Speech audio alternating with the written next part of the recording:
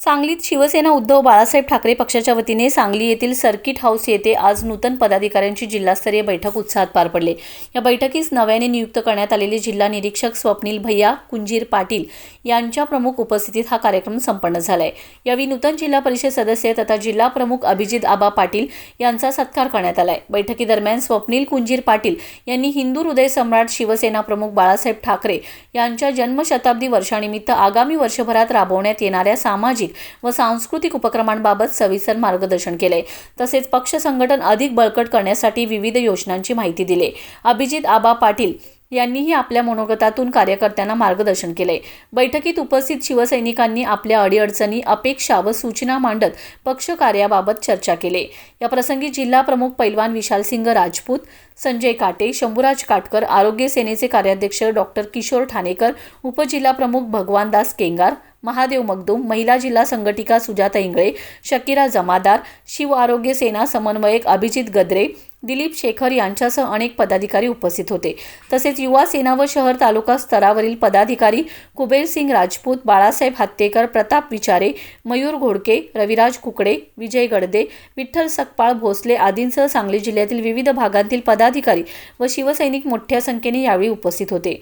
बैठकीमुळे आगामी काळातील संघटनात्मक बांधणीस नवी दिशा मिळणार असल्याचा विश्वास यावेळी व्यक्त करण्यात आला आहे। या ठिकाणी आज सर्वप्रथम सांगलीकरांचं मी आभार व्यक्त करतो की चांगल्या पद्धतीने या ठिकाणी आपण सगळे शिवसैनिक उपस्थित राहून आमचा या ठिकाणी सन्मान केला आणि खऱ्या अर्थानं बाळासाहेबांचं जे कार्य आहे संपूर्ण महाराष्ट्रभर अजरामर टिकलं पाहिजे म्हणून त्यांच्या ह्या जन्मशताब्दी वर्षानिमित्त आदरणीय उद्धव साहेबांनी संपूर्ण महाराष्ट्रामध्ये एक टीम तयार केलेली आहे आणि प्रत्येक जिल्ह्याला एक निरीक्षक नेमून त्या ठिकाणी वर्षभर त्या जिल्ह्यातल्या प्रत्येक विधानसभा मतदारसंघामध्ये तालुक्यामध्ये जाऊन आपल्या पक्षाच्या माध्यमातून लोकांना मदत होईल असं कार्य, समजा विविध स्पर्धा असतील किंवा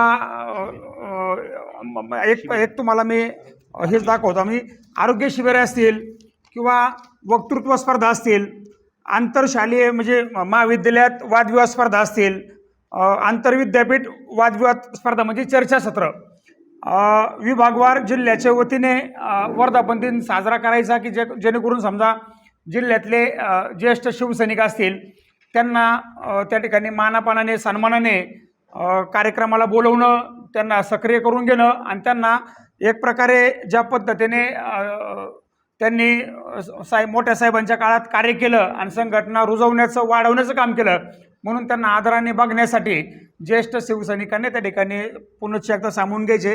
त्यात सगळ्यात महत्त्वाची भूमिका म्हणजे आमच्या रणरागिणी महिला आघाडी, त्यांना त्या ठिकाणी मानाचं स्थान दिलं गेलं पाहिजे प्रत्येक जिल्ह्यामध्ये आणि हे आम्हाला अतिशय सतर्कपणे साहेबांनी सांगितलेले आहे। अंगीकृत संघटनेलाही त्या ठिकाणी युवा सेना असू द्या, महिला आघाडी असू द्या किंवा इतर संघटना असतील त्यांना त्या ठिकाणी मानापानाने प्रत्येक जिल्ह्यातल्या कार्यकर्त्यांनी सामावून घेतलं पाहिजे। कार्यक्रमात त्या ठिकाणी त्यांना मानाचं स्थान दिलं गेलं पाहिजे।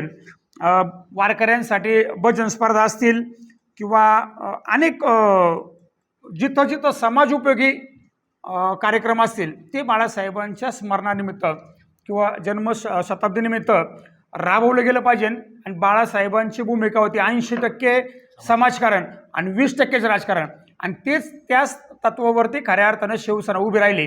आंदोलन आमचा हा जन्मसिद्ध हक्क असल्यासारखं आहे। शिवसेनेचं एक समीकरण आहे आंदोलन आणि शिवसैनिक। काल मला वाटतं यांनी जिल्हा प्रमुखांनी या ठिकाणी एक आंदोलन केलं, मी काल बातमी पाहिली तुमची। आपला मुळातच पिंड आंदोलनाचं आहे, त्याच्यामुळं सगळ्या शिवसैनिकांना आम्ही त्या ठिकाणी हे करण्यासाठी ताकद देण्यासाठी प्रत्येक जिल्ह्यामध्ये हा उपक्रम राबवतोय आणि आजच्या उपस्थितीनुसार खऱ्या अर्थानं सांगलीत सुद्धा चांगल्या पद्धतीचं वर्षभर आम्ही काम करू हे आम्हाला आता खात्री वाटते।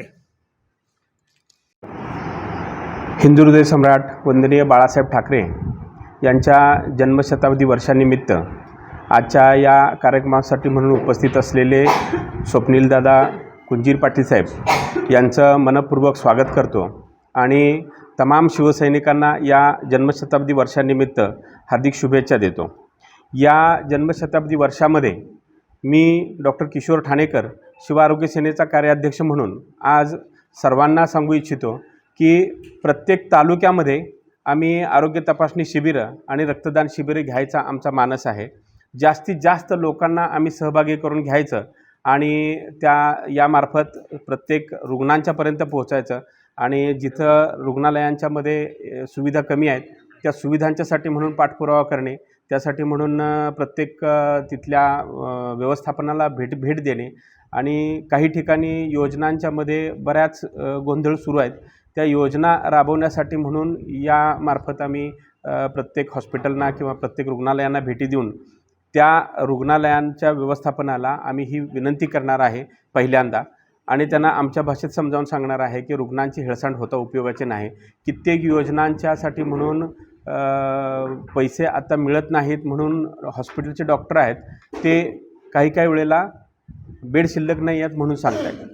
तर यासाठी म्हणून आत्ता आम्ही एक यंत्रणा राबवतो आहे. जरासा थोडा वेळ अशा पद्धतीनं आम्ही हे करायचं विचारात आहे. दुसरी गोष्ट आहे की बऱ्याच मधल्या काळामध्ये काही अफवा सुरू झालेल्या होत्या की कोण कुठल्या पक्षात गेला किंवा कोण कुठे गेला. माझ्याबद्दल पण बऱ्याच गोष्टी पुढं आल्या. तर मी तमाम महाराष्ट्राला मी सांगू इच्छितो की मी कालही शिवसैनिक होतो, आजही शिवसैनिक आहे आणि उद्याही शिवसैनिक राहणार.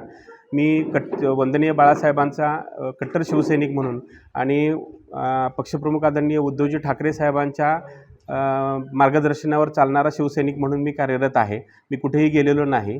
हा एक विषय. दुसरं, शिबिरांच्यासाठी म्हणून तमाम नागरिकांना आमची विनंती आहे की तुमच्या ज्या काही तक्रारी असतील त्या प्रत्येक जिल्ह्यामध्ये आमचे आरोग्य समन्वयक कार्यरत आहेत. त्यांच्याकडे तुम्ही तक्रारी नोंद करा की जेणेकरून तुमच्या येणाऱ्या अडचणी आहेत उपचारामध्ये त्यासाठी म्हणून आम्ही पाठपुरावा करू. आमच्या आजच्या कार्यक्रमासाठी म्हणून निरीक्षक साहेब हजर राहिले त्याबद्दल त्यांचा तमाम शिवसैनिकांच्या वतीने मी आभार मानतो आणि सगळ्या जिल्हाप्रमुखांचे या जिल्ह्यामध्ये प्रचंड ताकदीनं या कार्यासाठी म्हणून मदत होईल अशी मी ग्वाही देतो. धन्यवाद.